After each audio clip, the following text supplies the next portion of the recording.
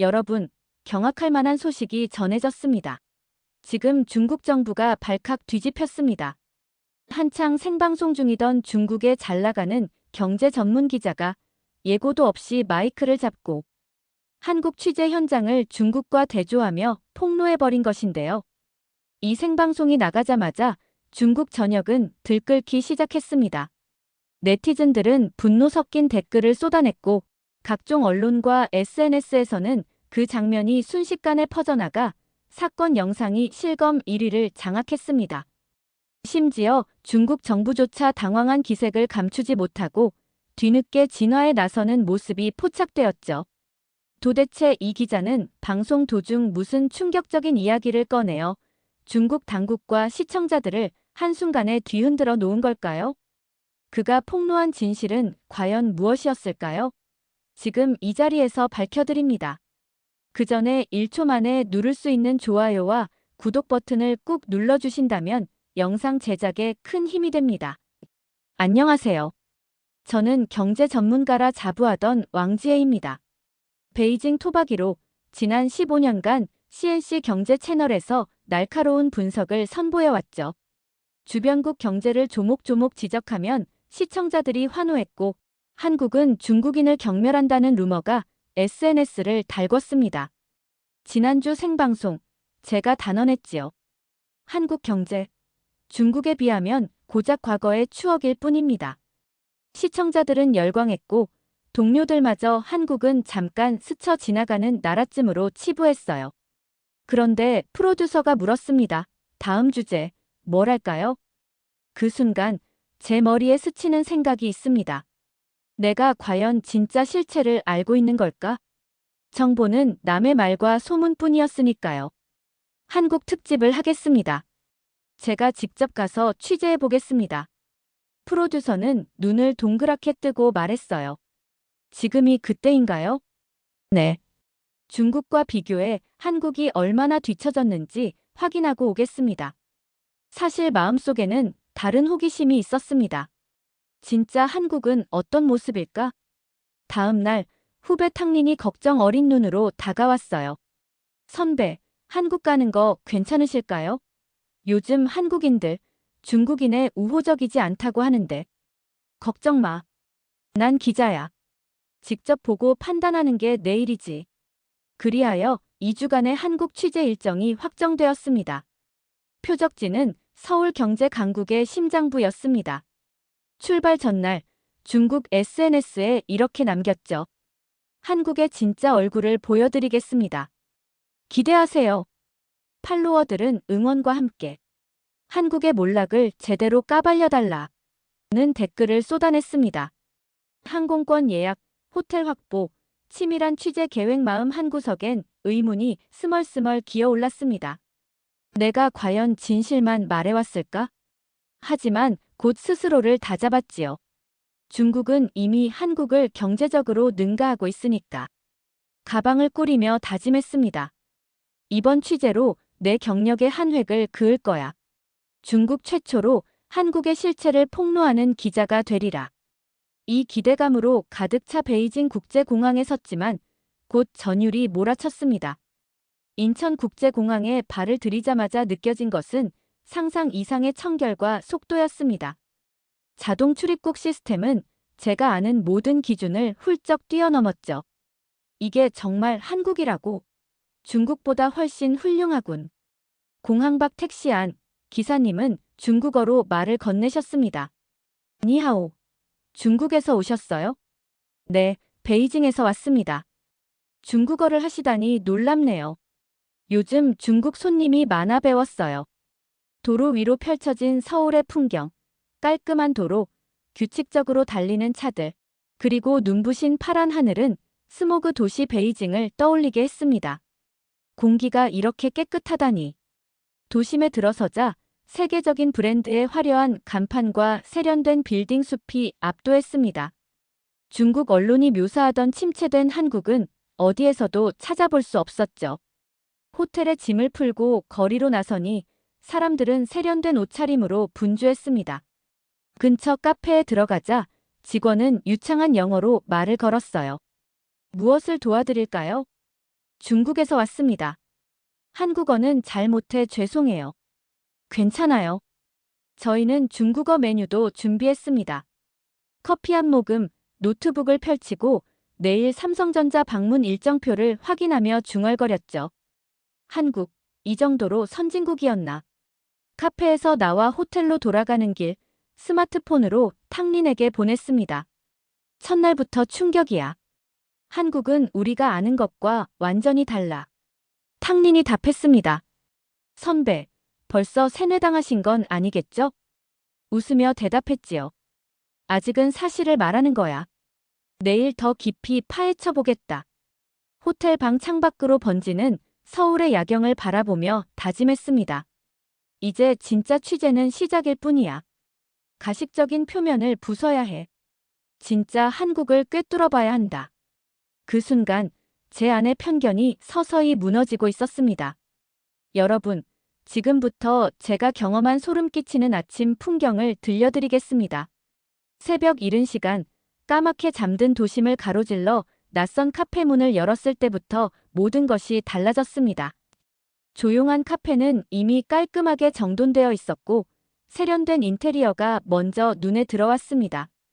저는 테이블에 앉자마자 노트북을 펼치고 오늘의 하이라이트 삼성전자 취재 일정을 정리하려 했습니다. 그때 직원에게 주문했습니다. 아메리카노 한 잔 부탁드립니다. 한국에 왔으니 한국어로 말해보고 싶어서요.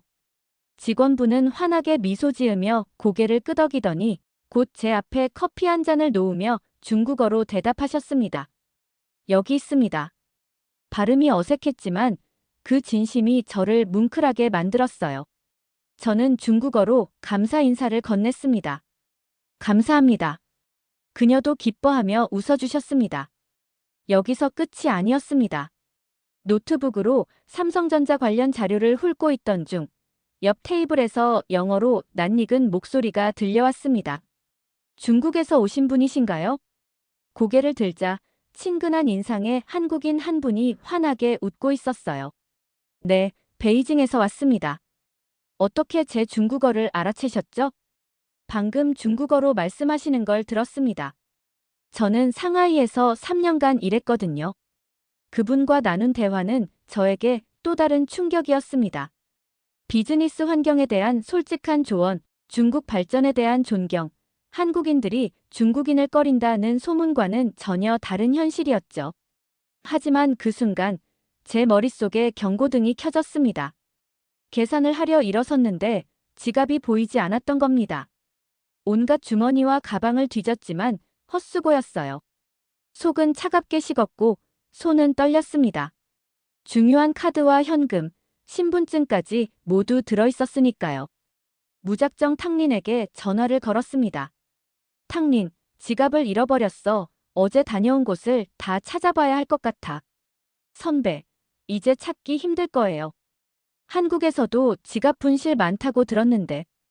포기하는 순간 카페 직원분의 목소리가 뒤에서 들려왔습니다.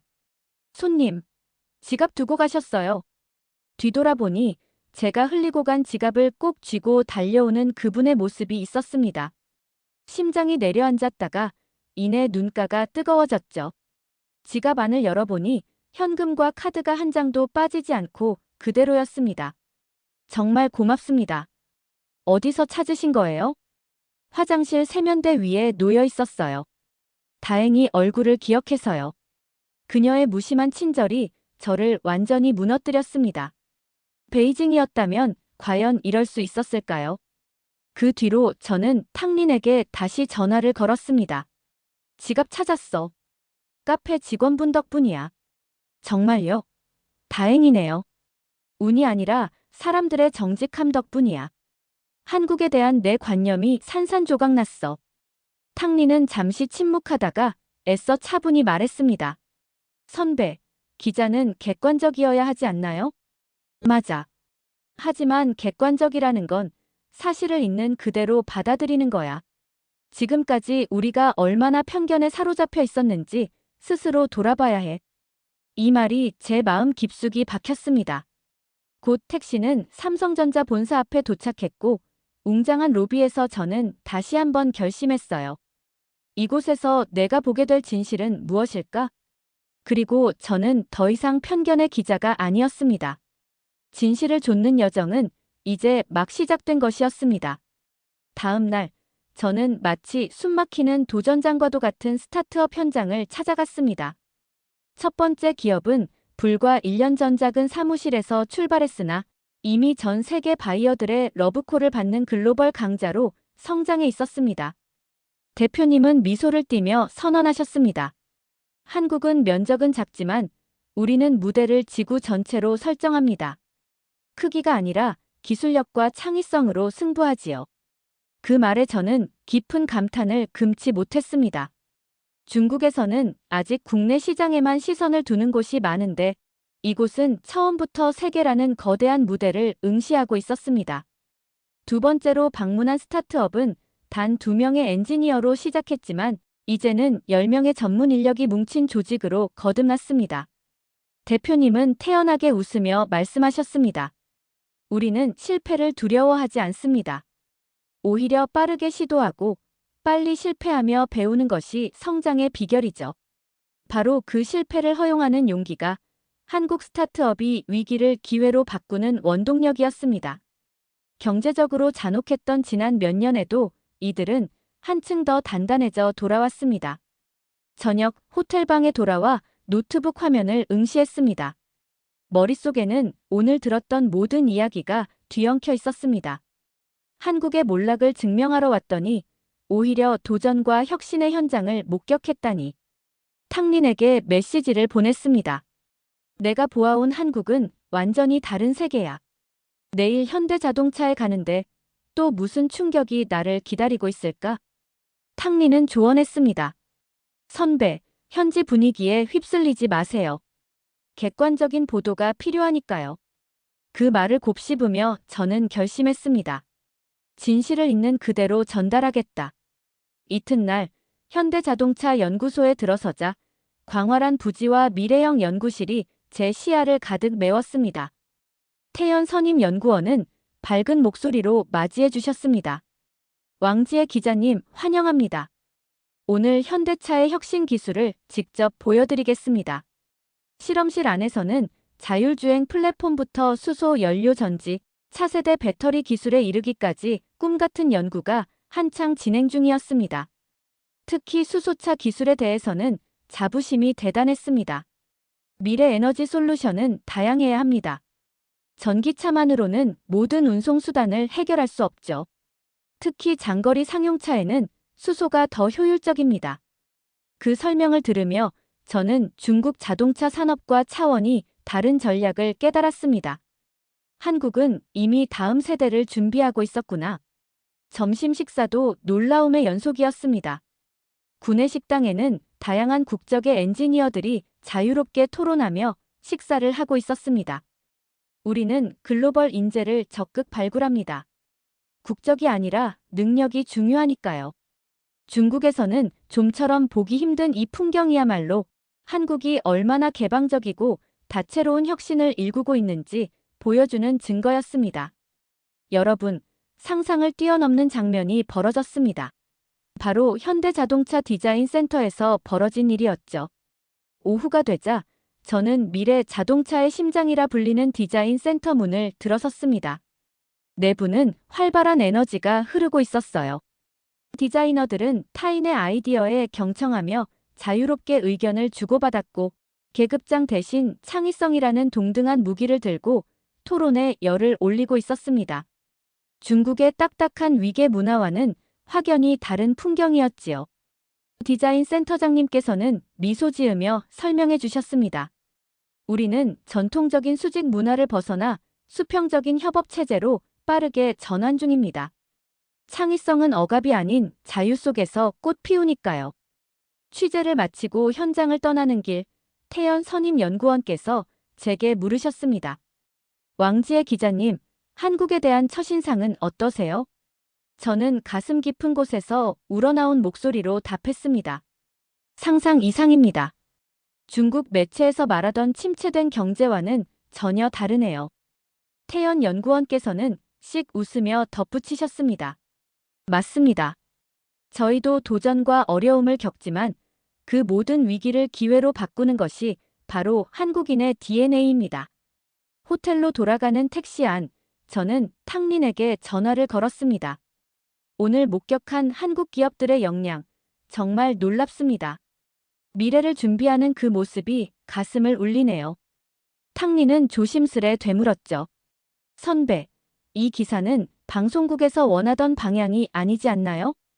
그러자 저는 단호히 말했습니다.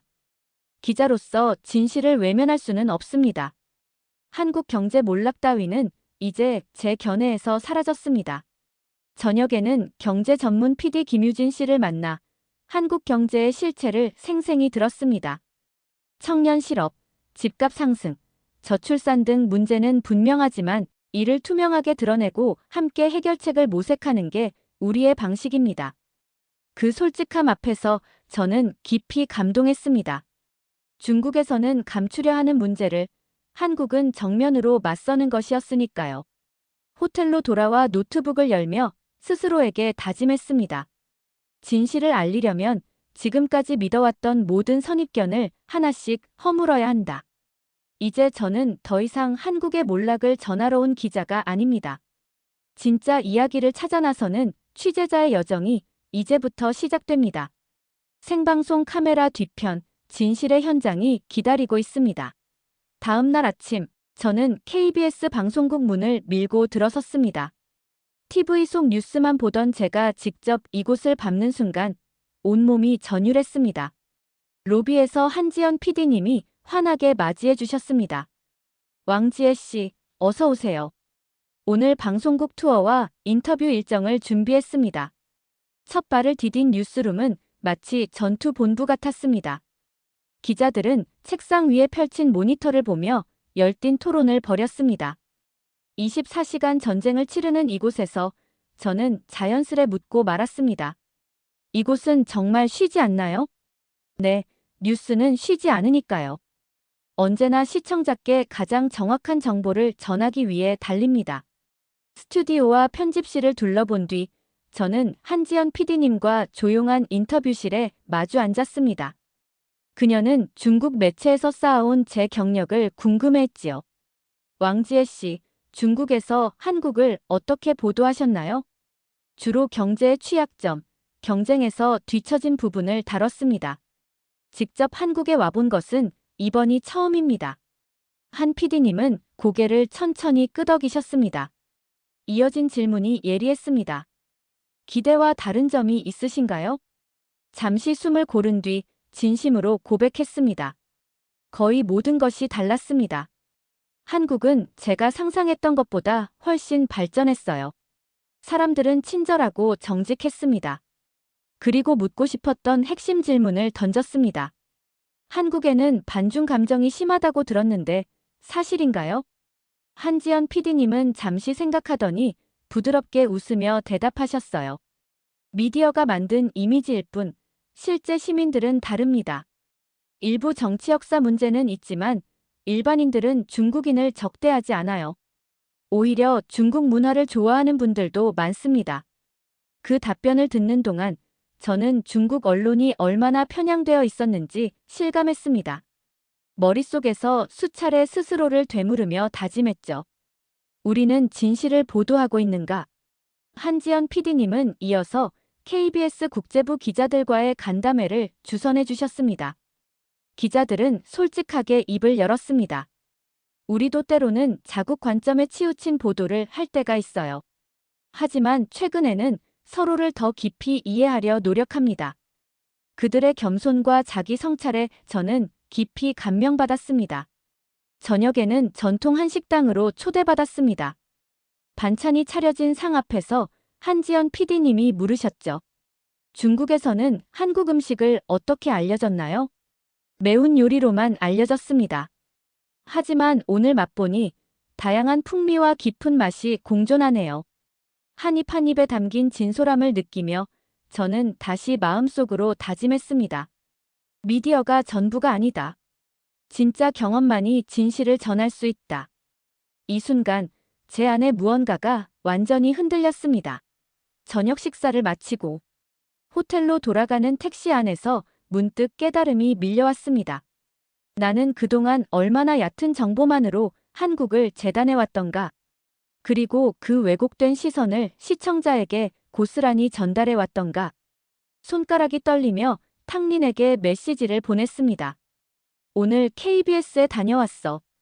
그분들조차 보도에 대해 스스로를 되돌아보고 있더라. 탕린은 짧게 답했죠. 돌아오시면 꼭 생생한 얘기 들려주세요, 선배. 호텔 창문 너머 펼쳐진 서울의 밤하늘이 더 눈부셔 보였습니다. 불빛 사이로 떠오르는 질문이 제 머릿속을 맴돌았습니다. 나는 기자로서 진실을 전하고 있는가? 시청자가 듣고 싶어하는 이야기만 좁고 있는 것은 아닌가? 이 자문자답은 쉬이 머릿속을 떠나지 않았습니다. 취재의 마지막 날이 다가오면서 저는 더 큰 책임감을 느꼈습니다. 진실 이상의 가치를 안고 돌아가야 한다는 사명감이었죠. 마지막 일정으로 저는 서울의 상징 남산타워를 오르기로 마음먹었습니다. 마치 첫 여행자인 양 설레는 가슴을 안고 아침 일찍 호텔을 나섰습니다. 남산행 버스에 오르자마자 기사님께서 인사를 건네셨습니다. 니하오. 남산타워 가시나요? 네, 맞습니다. 이렇게 중국어를 쓰시다니 놀랍네요. 조금 배웠어요. 요즘 중국 손님이 많아서요. 버스가 구불구불 남산을 오를 때 유리창 너머로 펼쳐진 서울의 파노라마가 눈앞에 다가왔습니다. 고층 빌딩과 한옥이 어우러진 이색적 풍경은 제가 알던 중국 도시와는 확연히 달랐습니다. 그러다 기사님이 갑자기 뒤돌아보며 작은 사탕 봉지를 건네주셨습니다. 추울 텐데 드세요.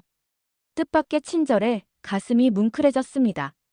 작은 사탕 한 알이지만 그 따스함이 제 마음 깊은 곳까지 전해졌습니다. 드디어 서울의 심장부 남산타워에 발을 디딜 때 제 가슴은 두근거리고 있었습니다. 엘리베이터 문이 열리자마자 펼쳐진 360도 파노라마에 숨이 멎을 듯 했지요. 빛나는 한강이 도심을 가로지르고 고층 빌딩과 고즈넉한 한옥이 한 폭의 수채화처럼 어우러져 있었습니다. 그 순간 다정한 노부부가 다가와 말을 건네셨습니다. 중국에서 오셨나요? 사진 찍어드릴까요? 교과서적 친절에 감사 인사를 전하며 부탁드린 사진 촬영 후 할아버지께서 반가운 목소리로 웃으셨습니다. 저희도 작년에 베이징에 다녀왔어요. 정말 멋진 도시더군요. 할머니께서 덧붙이셨지요. 중국 분들이 참 친절히 도와주셔서 행복한 여행이었답니다. 그분들과의 대화는 제게 또 다른 깨달음을 줬습니다. 미디어가 부풀린 갈등 뒤에는 서로를 향한 진지한 호기심과 존중이 숨어 있다는 사실이었죠. 잠시 전망대 카페에 앉아 따끈한 커피를 홀짝이며 속으로 되뇌었습니다. 한국은 결코 몰락한 나라가 아니라 그 무엇보다 따뜻한 나라였다. 지갑을 찾아준 카페 직원님의 친절, 잃어버린 핸드폰을 돌려준 택시 기사님의 정직함, 한 알의 사탕으로 마음을 녹인 버스 기사님의 따스함까지 지난 며칠간 겪은 소소한 선행들이 제 머릿속을 맴돌았어요. 그리고 비로소 알았습니다. 국가의 진정한 힘은 GDP나 기술력만이 아니라 사람들의 마음과 문화에도 깃들어 있다. 전망대를 내려와 전통시장 골목으로 발길을 돌렸습니다. 호객이 아닌 진심으로 다가오는 상인들의 넉넉한 인심에 저 역시 미소를 띄었지요. 한 상인이 제가 고른 기념품에 작은 열쇠고리를 덤으로 건네며 말씀하셨습니다. 다음에 또 한국에 오세요. 시장 문을 나서며 탕린에게 전화를 걸었습니다. 내일 귀국하면 취재는 끝이야. 어떤 기사를 쓸까? 탕린이 묻더군요. 선배, 한국의 진짜 모습을 전할 기사가 필요하지 않나요? 저는 단호히 대답했습니다. 나는 이제 원하던 방향이 아닌 진실을 쓸 거야. 중국 시청자들도 한국의 숨겨진 진면목을 알 권리가 있으니까. 마지막 밤, 제 심장은 끝없이 고동쳤습니다. 호텔 근처 아담한 식당 구석에서 혼자 비빔밥 한 그릇을 마주하고 있었어요. 불과 며칠 전만 해도 한국의 약점을 찾으러 왔건만 이젠 제 편견이 산산조각 났습니다. 나는 지금까지 정말 얕은 정보만을 바탕으로 한국을 판단해왔구나. 고개를 숙이고 반추하던 찰나 식당 주인분이 미소를 띠며 다가오셨습니다. 한국 음식 어떠세요? 정말 맛있습니다. 중국에 돌아가서도 꼭 다시 찾아 먹고 싶어요. 그녀께서는 환하게 웃으며 작은 김치통을 건네주셨습니다. 조금 가져가세요. 가족들과 함께 나누세요. 그 순간 저는 확신했습니다. 이 따뜻함과 정직함, 그리고 개방성이야말로 한국이 어떤 위기에도 굴복하지 않는 진짜 힘이란 걸. 식당을 나와 호텔로 돌아가며 가방을 싸면서 머릿속에 떠오른 질문이 있었습니다. 이제 나는 어떤 이야기를 전할 것인가? 베이징 공항에 도착하자마자 프로듀서 탕웨이의 목소리가 들려왔습니다. 왕지에 바로 스튜디오로 와주세요. 오늘 저녁 뉴스 생방송에 출연해야 합니다. 준비된 원고는 없지만 현장의 진솔한 경험을 전해주시면 됩니다. 시청자들이 기다리고 있어요. 택시 안에서 저는 마음을 가다듬었습니다. 사실대로 말하면 많은 사람이 불편해할 텐데 하지만 내가 양심을 뒤로 할 순 없어. 방송국 로비에 들어서자 탕린이 반갑게 맞아주었습니다. 선배, 드디어 오셨네요. 한국 특집, 시청률 대박 날 것 같아요. 탕린, 내가 진실을 말하면 반응이 어떨까? 잠시 망설이던 탕린은 조심스럽게 말했습니다. 선배가 판단하실 문제이긴 하지만 시청자들은 한국의 약점을 듣고 싶어 할 것 같아요. 메이크업실을 지나 스튜디오에 들어서니 빨간 녹화 불빛이 반짝이며 생방송이 시작되었습니다. 안녕하세요, 시청자 여러분. 한국 특별 취재에서 돌아온 왕지의 기자입니다. 기자님, 한국은 어떤 곳이었나요? 숨을 깊이 들이킨 뒤 전했습니다. 제가 본 한국은 우리가 알던 것과 전혀 달랐습니다. 순간 스튜디오가 조용해졌습니다. 한국이 경제적으로 몰락했다고 알려졌지만 제가 방문한 기업들은 세계를 선도하는 기술력을 갖추고 있었습니다. 삼성전자와 현대자동차는 여전히 혁신을 이끌고 있었고 수많은 스타트업이 글로벌 시장을 목표로 움직이고 있었습니다. 진행자는 당황한 기색을 숨기지 못했습니다. 하지만 통계상 한국의 성장률은 둔화되었다고 하는데요. 맞습니다. 모든 나라가 도전을 겪고 있습니다. 그러나 한국의 핵심은 회복력입니다. 문제를 숨기지 않고 공개적으로 논의하며 해결책을 찾는 능력이 그들의 진짜 힘입니다. 진행자의 얼굴이 굳어졌습니다. 예상치 못한 반전이었으니까요. 이어서 반중 감정에 대한 질문이 나왔습니다. 한국인들의 반중 감정은 어떠셨나요? 망설임 없이 답했습니다. 그 또한 우리가 알던 것과 달랐습니다. 제가 만난 한국인들은 친절하고 정직했습니다. 지갑과 핸드폰을 잃어도 모두 돌려주었고 작은 친절을 베푸는 분들이 많았습니다. 방송 도중 실시간으로 뜨는 SNS 반응은 뜨거웠습니다. 왕지에 세뇌당했나봐. 돈이라도 받은 게 아니냐? 하지만 저는 계속 말했습니다. 미디어는 종종 편향된 시각을 전합니다. 저 역시 그중 하나였습니다. 그러나 직접 경험한 진실은 달랐습니다. 한국은 경쟁하면서도 배울 점이 많은 나라입니다. 탕웨이 프로듀서는 마무리 신호를 보냈지만 저는 마지막 한마디를 꼭 남기고 싶었습니다. 진실은 직접 가봐야 알 수 있습니다. 시청자 여러분, 다른 나라 이야기를 들을 때 언제나 다양한 관점으로 바라보시길 권합니다. 생방송이 끝나자 탕웨이 프로듀서가 얼굴을 구기며 다가왔습니다. 왕지에, 이게 무슨 짓이야? 우리가 원하던 시나리오랑 전혀 다른데. 저는 기자로서 제가 경험한 진실만을 전했을 뿐입니다. 사무실로 돌아와 책상을 정리하던 중 탕린이 조용히 다가와 속삭였습니다. 선배, 정말 멋지셨어요. 저도 언젠가 그런 용기 가질 수 있을까요? 저는 미소 지으며 답했습니다. 용기라기보다 책임감이지.